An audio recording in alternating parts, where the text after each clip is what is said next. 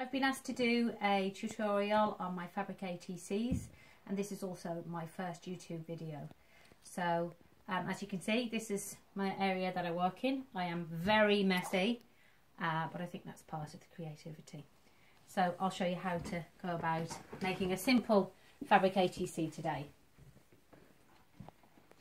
Okay, so we start off with some 505 temporary adhesive spray. This is for fabric and paper, and this is just a piece of leftover wadding or batting, depending on what country you're from. It's wadding here in Ireland, and I'm just going to put a light spray of that onto the wadding, and then the cards stick, and they stick quite well with that. Okay, so you cut them out, and then you have a nice base with wadding on top of your card. A little bit of spray again.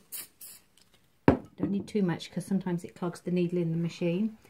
And I'm currently working on some ATCs with the theme of pink. You can see here's one that I've already made. So and it's quite a simple one, so I'm just going to show you how to go about making something like this. So I'm going to start off with my scraps of pink fabric, and I'm just going to stick a little bit on here, and because it's sticky it will hold on. And you've got the card at the back, which gives you a good template to cut the fabric out. Don't worry about any bits that are fraying, because that sort of adds to it as well. Okay. There's another little bit that I think is already the right size. I'm just going to overlap that. Okay, then I've already cut out this fabric heart, so another little bit of spray, and that can go on the top, so that's quite cute. And I love working with organza, so here's a little piece of organza that we're going to overlay afterwards. I'm just going to show you how to do the stitching first. So go over to the sewing machine. Okay, so my machine is already threaded with pink thread, and I'm going to put on a zigzag. Every machine is different, so I know what size stitch I want, but to start off with, it'd be a good idea for you to play around with your stitch size and length. And I'm going to stitch around the heart first, okay?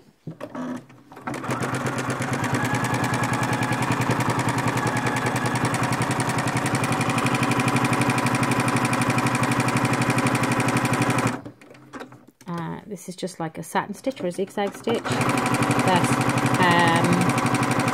the first attempt might not be so neat, but you'll get better as you practice.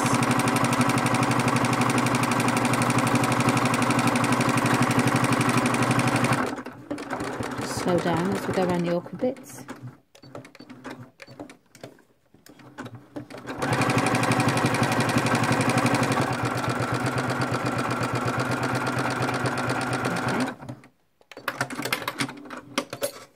Gone around the heart now with my a nice line of stitches.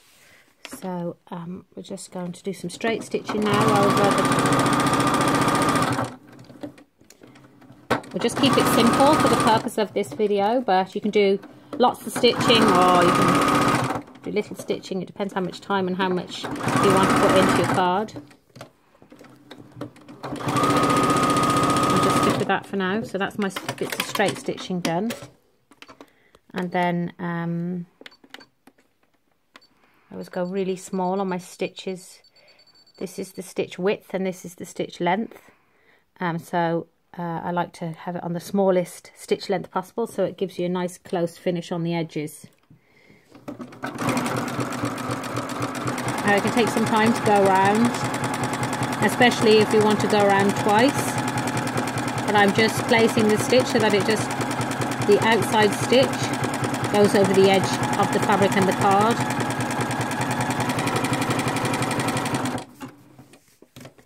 And also, if you're doing this, to use a heavier needle, like a jeans needle,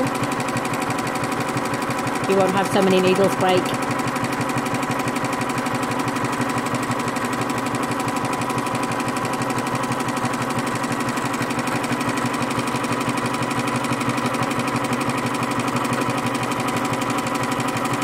doesn't really matter what colour bobbin you have. If your tension is set right on the machine, it won't show through.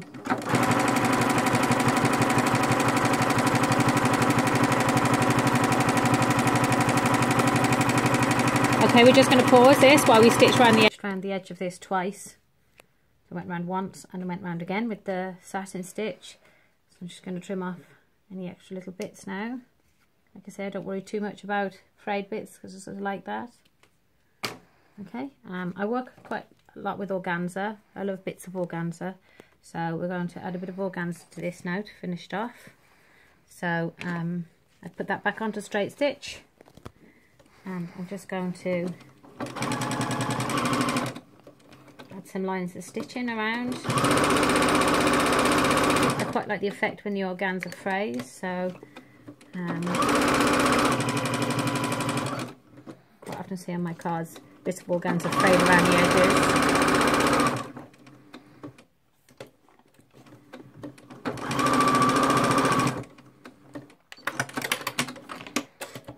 So just going to trim away the excess organza. Just going to leave a little bit over the edges, and that always just, as you're handling them, it just frays off.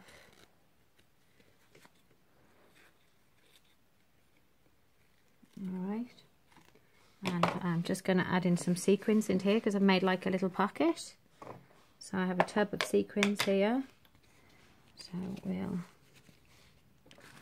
just like to put a little pinch in there to see what randomly comes out of the pot. Okay, so just spread them out a little bit so they're okay, and then we're going to stitch those in.